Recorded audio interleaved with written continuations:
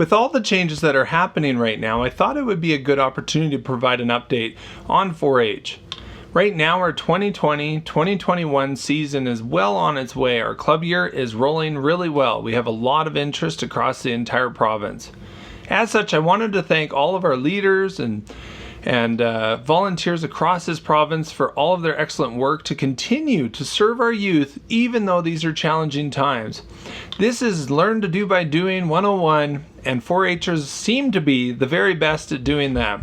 The most important thing for me is to make sure that we continue to deliver and operate and offer something to our youth during these difficult times.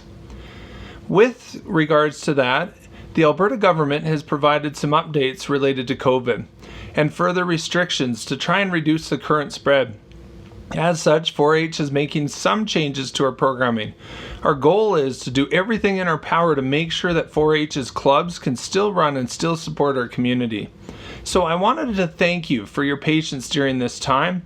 It's very frustrating. COVID is not easy on anybody, but having a community to lean on is. And I think it's so important that 4-H continues to offer our services and our experiences to the youth.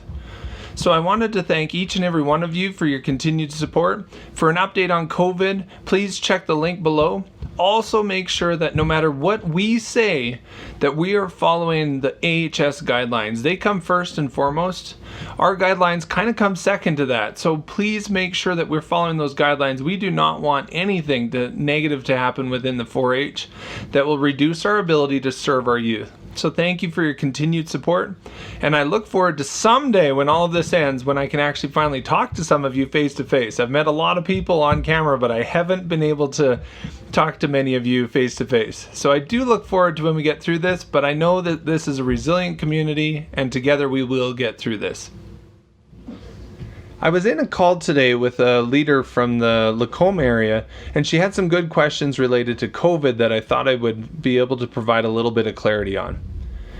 As you know, we sent out an email last week to provide some more clarity, and as you also know, it's really important to remember that AHS's guidelines always come first. They supersede anything 4-H Alberta ever will say related to COVID. Now, before I start, I just wanted to thank our community. The 4-H community, I knew when I started this job, were resilient and were willing to learn to do by doing. And during this coronavirus, it is clearer than ever that you're not willing to quit or give up on your kids, and you see the value that 4-H can provide to our members during this time. It's not an easy time, but 4-H has proven to be resilient, and I just wanted to thank you for doing that, for not quitting on our kids, and for making sure that we continue to serve our kids safely during this time. So thank you. Now, is your 4-H club a cohort? That's a really important question, which I'm going to try and provide some clarity. A cohort is a group of people that are unable to maintain that 2-meter physical distance guideline and unable to wear a mask. So, a hockey team would be considered a cohort, where you can't wear a mask when you're playing that sport, but you're in close proximity with people. So what hockey teams have done is they've broken their groups into cohorts because they know that they're unable to maintain that distance. Some communities are only allowed a certain amount of cohorts, and you have to make sure that you decide which cohort you want to be a part of. Now, what is not a cohort? A shopping center is not a cohort. And most clubs don't appear as a cohort. And some of the creative ideas we're seeing from our resilient 4-Hers is setting up club meetings in garages, in shops, in barns, anywhere where you can maintain that 2-meter distance. And if you are able to maintain that, and if people can follow the guidelines and not mingle after in close proximity, and make sure you're wearing a mask, that is not considered a cohort.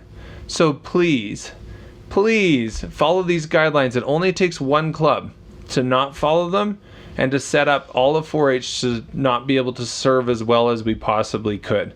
So please follow these guidelines. Thank you so much for your continued support. It's been great meeting so many of you. Thank you to all of those people who have reached out to me and actually talked to me. I've really appreciated that. And I'll talk to you next time.